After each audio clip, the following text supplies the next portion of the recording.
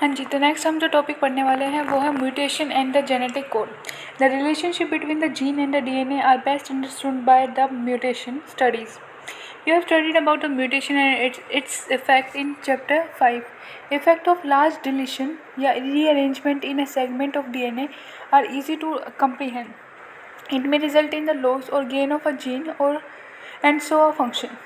The effect of the point mutation will be explained here. A classical example of the point mutation is a change of the single base pair in the gene for the beta globin gene that results in the change of the amino acid residue glutamate to valine. It results into a diseased condition called sickle cell anemia में कर देता है.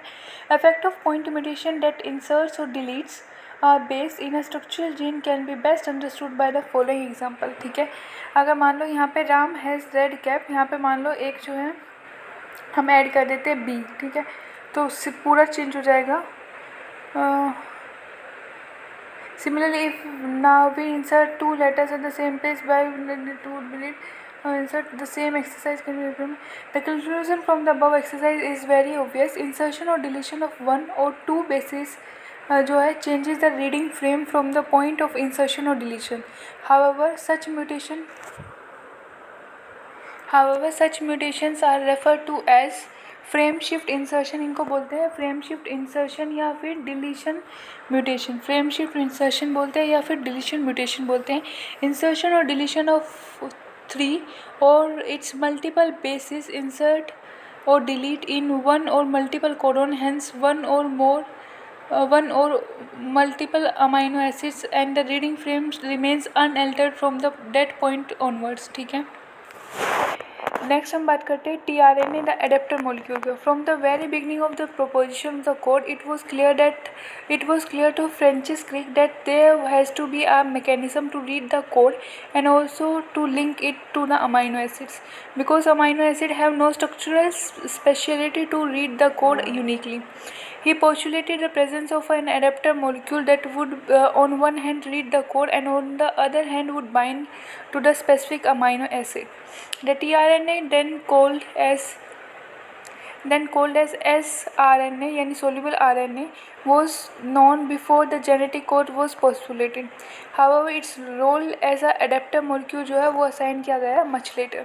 The tRNA has an anticodon loop. tRNA जो होता है उसके पास anticodon loop होता है that has bases complementary to the code. Code के complementary जो है उसके पास bases होते हैं anticodon loop में. ठीक है, and it also has an amino acid acceptor end होता है to which it binds the amino acid. ठीक है, tRNA are specific from tRNA जो होता है आर स्पेसिफिक होते हैं for each amino acid. Each amino acid के लिए जो है स्पेसिफिक होते हैं. For initiation there is another specific tRNA that is refer to as initiator tRNA जिसको बोला जाता है.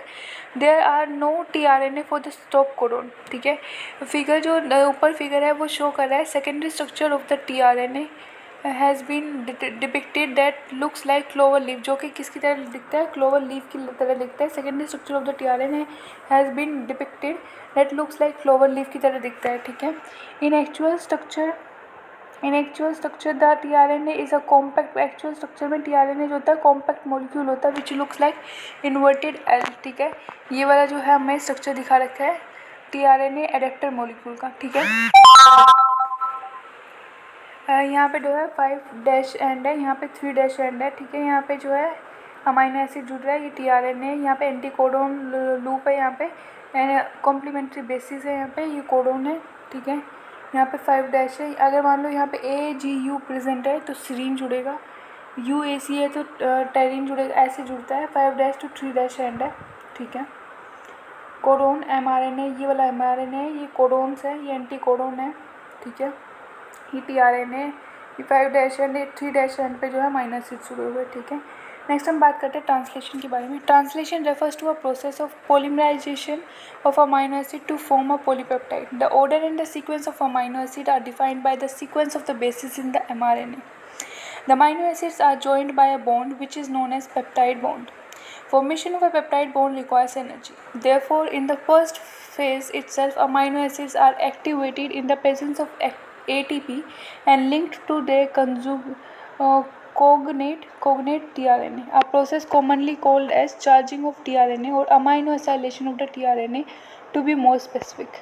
If two such charged tRNA are brought close enough, the formation of peptide bond between them जो है would be favored energetically. The presence of a catalyst would enhance the rate of peptide bond formation. अगर यहाँ पे जो है catalyst है तो enhance कर देगा rate of peptide bond formation. The cellular factory responsible for the synthesis of the protein is the ribosome. Ribosome जो था वो consist करता है structural RNA and about 80 different proteins. In its inactive state, it exists करता है as two subunits, a large subunit and small subunit. When the small subunit encounters an mRNA को encounter करते हैं, the process of translation of the mRNA to protein begins हो जाता है.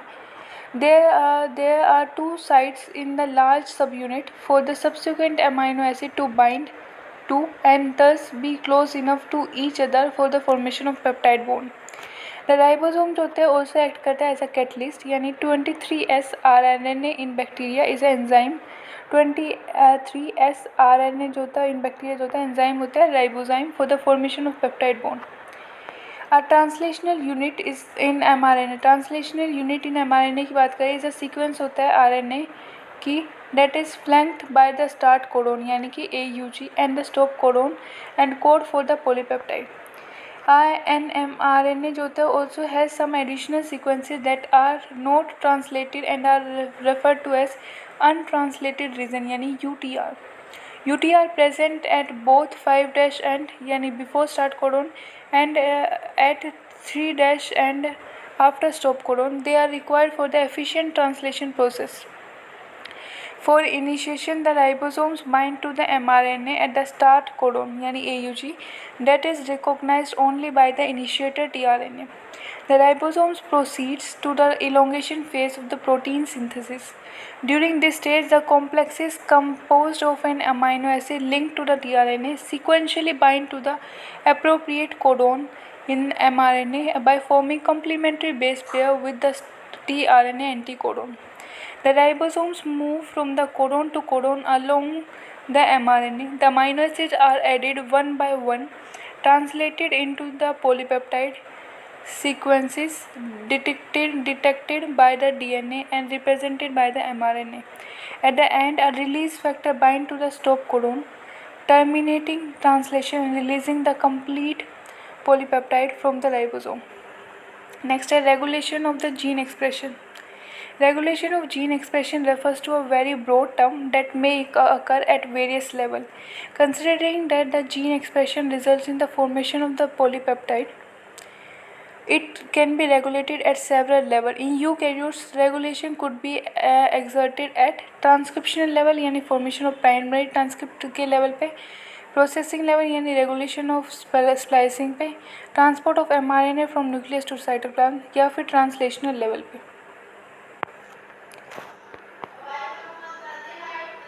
The gene in a cell are expressed to perform. Gene in a cell जो होता है expressed होते हैं to perform a particular function or a set of function. For example, if an enzyme called beta-galactosidase is synthesized by E. coli, it is used to catalyze the hydrolysis of the disaccharide lactose, ठीक है, into galactose and glucose. The bacteria use them as a source of energy.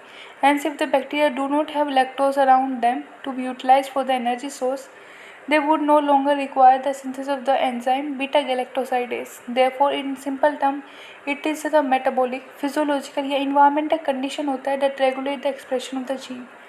The development and differentiation of the embryo into adult organism are also a result of coordinated regulation of gene expression of several set of genes. In prokaryotes, control of the rate of transcriptional initiation is the predominant site होता है for the control of the gene expression. Prokaryotes के case में control of the rate of transcriptional initiation is the predominant site for the control of the gene expression. In a transcription unit, the activity of the RNA polymerase at a given promoter is in turn regulated होता है by the interaction with accessory proteins, which affects its ability to recognize start site. This regulatory protein can act both positively and activator, negatively यानी repressors. The accessibility of the promoter region of the prokaryotic DNA is in many cases regulated by the interaction of the protein with sequences termed operator. The operator region is adjacent to the promoter element in most operons, and in most cases the sequence of the operator bind a repressor protein. Each operon has its specific operator and a specific repressor. For example, lac operator जो होता है is present only in lac and it interacts specifically with the lac repressor only. हम next deal करने वाले with the lac operon. The eludiction of the lac apron was also a result of the close association between a genetist Francois Jacob and biochemist Jacques Monod. ठीक है. The eludiction of the lac apron was also a result of the close association between a genetist Francois Jacob and biochemist Jacques Monod. ठीक है. They were the first to elucidate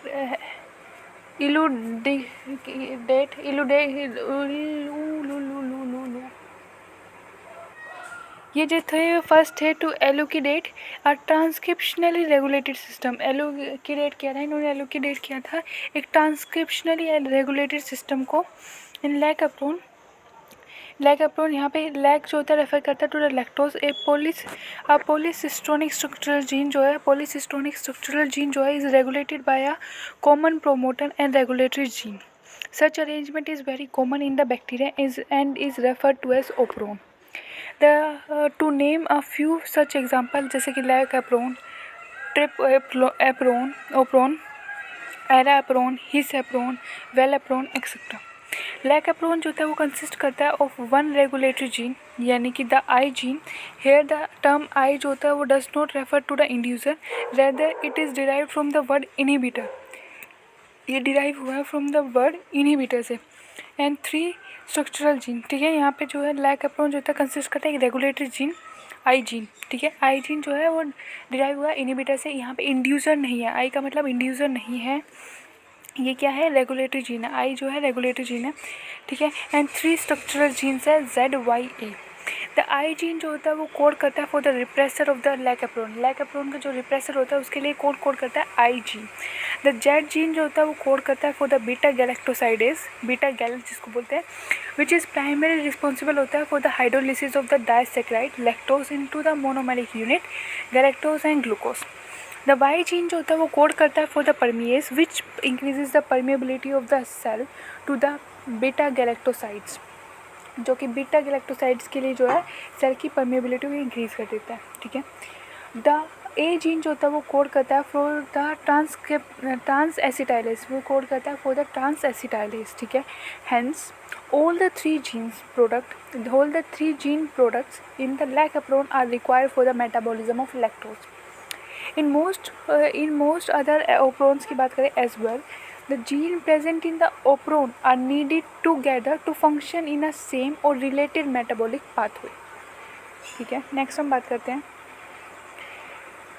पूरा पढ़ने के बाद diagram पढ़ेंगे. ठीक है. Lactose is a substrate for the enzyme. Lactose जो होता है वो सबस्ट्रेट है फॉर द एंजाइम. कौन से एंजाइम के लिए? बीटा गैलेक्टोसाइड्स के लिए, बीटा गैलेक्टोसाइडेज के लिए. And it regulates the switching, ये रेगुलेट करता है switching off and on off the operon. Hence it is termed, इसलिए इसको हम क्या बोलते हैं? इंड्यूसर बोलते हैं. किसको? लैक्टोज को. In the absence of the preferred carbon source such as glucose, if lactose is provided in the growth medium, अगर हम जो है lactose provide कर रहे हैं growth medium में of the bacteria, lactose is transported into the cell through the action of the permease. ठीक है. Remember a very low level of expression of lac apron has to be present in the cell all the time, otherwise lactose cannot enter the cell.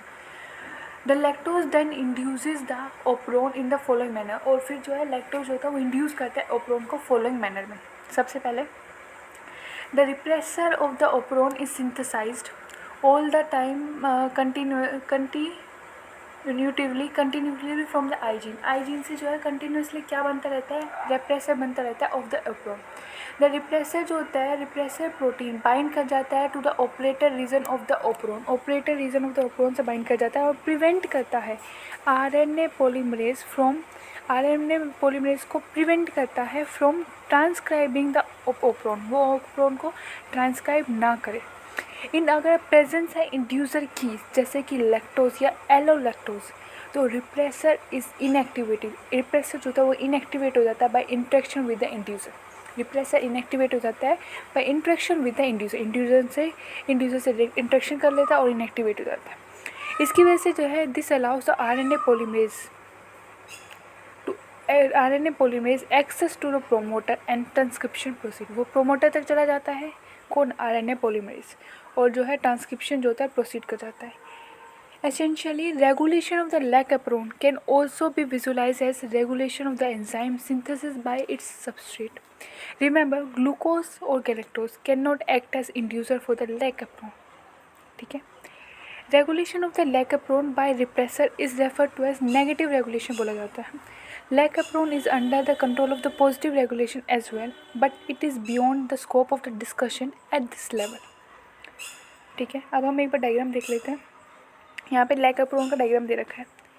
ठीक है, in absence of inducer की बात करते हैं तो यहाँ पे पी है, पी जीन है, यहाँ पे आई जीन। आई जीन जो होता है क्या बनाता है, रिप्रेसर एमआरएनए बनाता है। अगर एब्सेंस है इंड्यूसर की तो ये जो रिप्रेसर बनता है, रिप्रेसर एमआरएनए जो आगे जाके जो है क्या बनाता है, रिप्रेसर प्रोटीन बनाता है। ये रिप्रेसर प्रोटीन जो होता है वो बाइंड कर जाता है to the operator region O and prevent करता है RNA polymerase from the transcribing the operon. ठीक है, प्रोमोटर रीजन आरएनए पॉलीमरेज को जो है ट्रांसक्राइब करने से रोकता है। अगर इंड्यूसर है तो जो रिप्रेसर प्रोटीन बनता है, पहले रिप्रेसर एमआरएनए बनेगा। ठीक है, सबसे पहले देखो पी है, फिर आई है, फिर पी है, फिर ओ है, फिर जेड वाई ए है। ठीक है, तो इंड्यूसर से बाइंड कर जाएगा। इसकी वजह से जो है ये यहाँ पे ऑपरेटर पे बाइंड नहीं कर पाएगा। इसकी वजह से जो है ये जेड वाई ए जीन जो है वो ट्रांसक्रिप्शन शो करेंगे, फिर ट्रांसलेशन शो करेंगे, और क्या बनेगा, बीटा गैलेक्टोसाइड परमीएज और ट्रांस एसिटाइलेज बनेगा। ठीक है, ये है अब प्रेजेंस की वजह से में, प्रेजेंस में, और वो ऊपर वाला था एब्सेंस में। ठीक है, नेक्स्ट हम जो है स्टार्ट करते हैं human genome project topic start करते हैं। In the preceding section you have learned that it is a sequence of the bases in the DNA जो कि डिटरमाइन करती है genetic information of a given organism. In other words, genetic makeup of an organism और an individual lies in the DNA sequence. If the two individual differ करता है then their DNA sequence should also be different, at least at some places. These assumptions lead to the quest of finding out the complete DNA sequence of the human genome. With the establishment of the genetic engineering techniques where it was possible to isolate and clone any piece of the DNA, and availability of the simple and fast techniques for determining the DNA sequence, a very ambitious project of sequencing the human genome was launched किया गया था in the year 1990. Human Genome Project यानी HGP was called a mega project. You can imagine the magnitude and the requirement for the project if we simply define the aim of the project as follows. अगर हम M को ऐसे define करें तो आप पता लगा सकते हो, एजम्पशन कर सकते हो magnitude and the requirement for the project. Human genome is said to have approximately 3 into 10 raised to power 9 base pair. Human का जो जीनोम होता है is said to have approximately 3 into 10 raised to power 9 base pair होते हैं. And if the cost of sequencing required, अगर cost of sequencing जो है required है is $3 per base pair. ठीक है, पर बेस पेयर अगर $3 चाहिए तो the estimated cost in the beginning, the total estimated cost of the project would be approximately $9 billion हमें चाहिएंगे. Further, if the obtained sequence were to be stored in a typed form in book, and if each page of the book जो है वो contain कर रहा है thousands letter and each book contain 1000 pages, तब हमें जो है उस कंडीशन में 3300 बुक्स चाहिए. Such books would be required to store the information of the DNA sequence from a single human cell. The enormous amount of the data expected to be generated also necessitated the use of the high-speed computational devices for data storage and retrieval and analysis. ठीक है, किस लिए चाहिए हमें हमें use of high speed computational devices चाहिए for data storage and retrieval and analysis. HGP जो है वो closely associated with the rapid development of a new areas in biology called bioinformatics. HGP जो है वो क्लोजली एसोसिएटेड है with the rapid development of a new area in the biology से, जिसको हम क्या बोलते हैं बायो इन्फॉर्मेटिक्स, उससे क्लोजली एसोसिएटेड है. अब बात करते हैं गोल्स ऑफ HGP क्या है. Some of the important goal of HGP की बात करें तो वो आर एज फॉलोज है. सबसे पहले आइडेंटिफाई करना ऑल अप्रोक्सीमेटली 20 to 25,000 जीन्स है इन द ह्यूमन DNA, उनको आइडेंटिफाई करना पहला एम है. ठीक है, पहला गोल है. दूसरा है डिटरमाइन द सीक्वेंस डिटरमाइन कर सके of the 3 billion chemical base pairs that make up the human DNA. जो 3 बिलियन केमिकल बेस पेयर जो ह्यूमन का DNA बनाते हैं उनकी सीक्वेंस पता लगा सके. तीसरा है store the information in database, ताकि हम इस इंफॉर्मेशन को जो है वो स्टोर कर सके डाटाबेस में. फोर्थ है इम्प्रूव कर सके tool for the data analysis के लिए हम टूल को इम्प्रूव कर सके. फिफ्थ है ट्रांसफ़र कर सके रिलेटेड टेक्नोलॉजीज़ को टू द अदर सेक्टर, जैसे कि इंडस्ट्री में ट्रांसफ़र कर सके. और सिक्स्थ है एड्रेस कर सके the ethical, legal and the social issues, यानी कि ELSI को डेट में अराइज फ्रॉम द प्रोजेक्ट. ठीक है,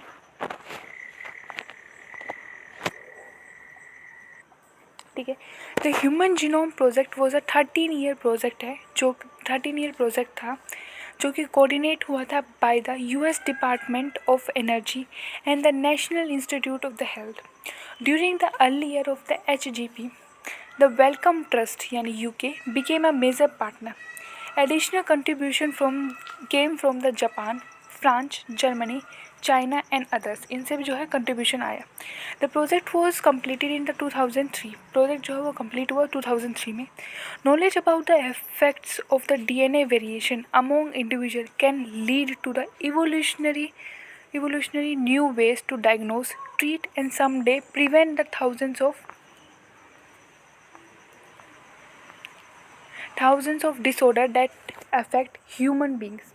Beside providing clues to the understanding human biology, learning about non-human organisms, DNA sequence जो होता है can lead to an understanding of the natural capabilities that can be applied towards solving challenges in the healthcare, agriculture, energy production, environmental remediations.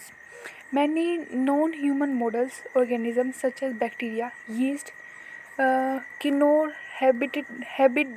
हैबिडिटाइटिस elegans, यानी free living non pathogenic nematode होता है. कौन सा? Knorr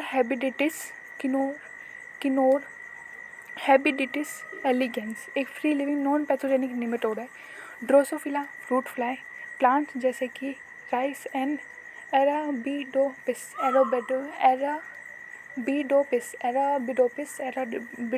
जो है etcetera have also been sequenced. ठीक है, हाँ जी. अब नेक्स्ट हम बात करते हैं मेथोडोलॉजी की बात करते हैं. The method involves 2 major approach को इन्वॉल्व करता है. One approach focus on identifying all the genes that are expressed as RNA. उन सारे जीन को आइडेंटिफाई करना जो कि एक्सप्रेस्ड होती है एज RNA. ठीक है, इनको हम क्या बोलते हैं? Refer to as express sequence tags, यानी EST. The other took the blind approach of simply sequencing the whole set of the genome that contained all the coding and non-coding sequences and later assigning different regions in the sequence with functions, a term referred to as sequence annotation. ठीक है, other जो है took the blind approach लेता है और simply sequencing the whole set of the genome जो कि contained है all the coding and non coding sequences and later assigning different regions in the sequence with functions. और फिर बाद में जो है डिफरेंट रीजन को असाइन करना in the sequence with functions